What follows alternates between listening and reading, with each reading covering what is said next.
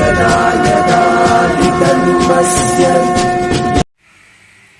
आप सभी को मेरा जय श्री राधे, जय श्री कृष्ण, राम राम, सत श्री अकाल। आप जिस रूप में भी परमात्मा को मानते हैं, मैं उसी रूप में आपको प्रणाम करता हूँ। और आज हम बात करेंगे विश्वास और आस्था में अंतर क्या है। बहुत ही बारीक सी लकीर है इसके बीच में। ये प्रश्न किसी भाई ने हमसे पूछा, तो हमने सोचा क्यों ना वीडियो बना के आपको ये दे दिया जाए, जिससे कि इसका उत्तर जो मेरे भाव है उस हिसाब से आप सभी को मिल जाए। तो आइए चलते हैं वीडियो की तरफ। दोस्तों, विश्वास और आस्था का एक गहरा संबंध है।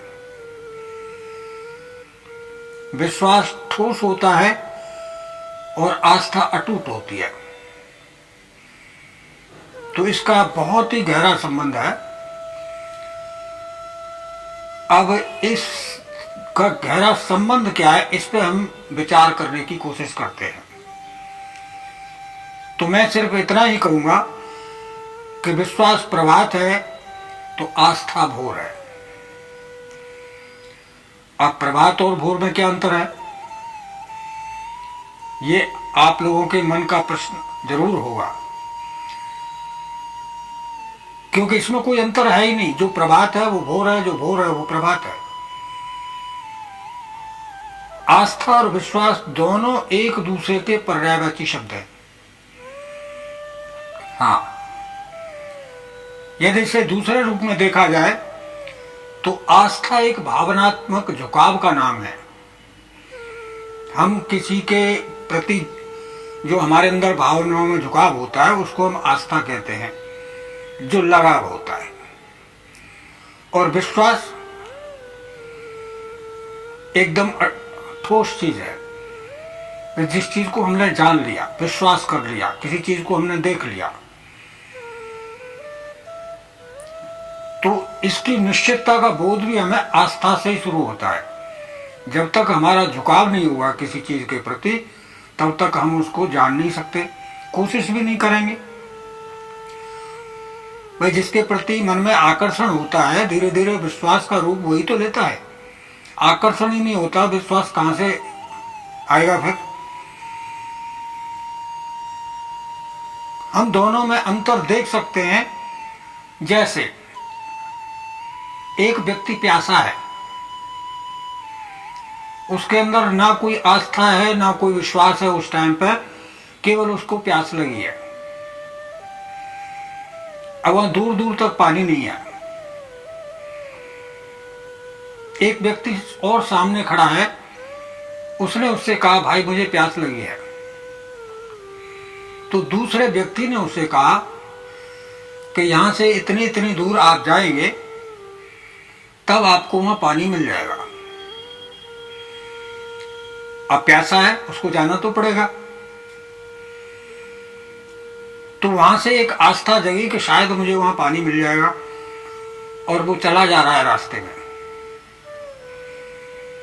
जैसे जैसे वो उस पानी के नजदीक पहुंचता है, वैसे वैसे उसको ठंडी हवा की लहरें आने लगती हैं, उसको मन को कुछ शांति मिलने लगती है, और उसे लगता है कि अब मेरी प्यास बुझ जाएगी। और आगे चल के क्या देखता है कि एक शीतल मंद सुगंध हवा जहां से आ रही थी, वो एक नदी के प्रवाह को पार करते हुए आ रही थी, और उसमें एक शुद्ध अमृत रूपी जल भरा हुआ है, चल रहा है, बह रहा है। अब वो वहां पहुंच गया। अब जब पानी मिल गया तो उसको अनुभूति हुई, उसको शांति मिली, उसको विश्वास हो गया कि पानी नाम की कोई चीज होती है, या उसने जो हमें रास्ता बताया था वो ठीक बताया था, हम पानी तक पहुंच गए। बस इतना सा ही अंतर है आस्था और विश्वास में।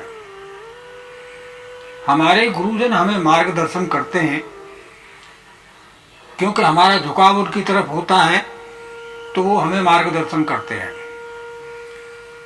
और धीरे धीरे हमें अनुभव होते जाते हैं, हम समर्पित होते जाते हैं, समर्पण भाव हमारे अंदर जगता है। और जब हमारे जीवन में अच्छी घटनाएं घटने लगती है तो हमें विश्वास हो जाता है। बाकी और कोई रीजन नहीं है, ये मेरा भाव है, लोगों का दूसरा दूसरा भाव हो सकता है, लेकिन मैं जहां तक समझता हूं और आपको समझा सकता हूं उदाहरण के हिसाब से, तो वो ऐसे ही समझा सकता हूं। कारण बहुत सारे हो सकते हैं, उदाहरण भी बहुत सारे हो सकते हैं, लोगों के अपने अपने उदाहरण हैं, लेकिन हैं ये दोनों एक ही सिक्के के दो पहलू, आस्था और विश्वास। आस्था नहीं होगी तो विश्वास नहीं होगा, और विश्वास नहीं होगा तो हमारा जीवन सकारात्मक रूप से चल नहीं सकता। क्योंकि हमारे जीवन में जितनी बार नेगेटिविटी आती है वो ही हमारे दुखों का परिणाम है। आपने बिजली को भी देखा है ना, विज्ञान पे भी ले लीजिए कि जब तक उसमें नेगेटिव और पॉजिटिव नहीं होगा तब तक बल्ब नहीं जल सकता, तब तक पंखा नहीं चल सकता, तब तक एसी नहीं चल सकता। इसीलिए जहाँ नेगेटिव है वहाँ पॉजिटिव है, जहाँ पॉजिटिव है वहाँ नेगेटिव भी है, दोनों ही चीज़ों का साथ है। तो जितना मेरे अंदर भाव था, जितना मैं जान सका हूँ, उतना भाव मैंने आपके सामने प्रस्तुत कर दिया है। बाकी आपके क्या क्या भाव हैं इस वीडियो के कमेंट में अवश्य अपने भाव रखें, ताकि मेरा भी कुछ ज्ञान बढ़ सके।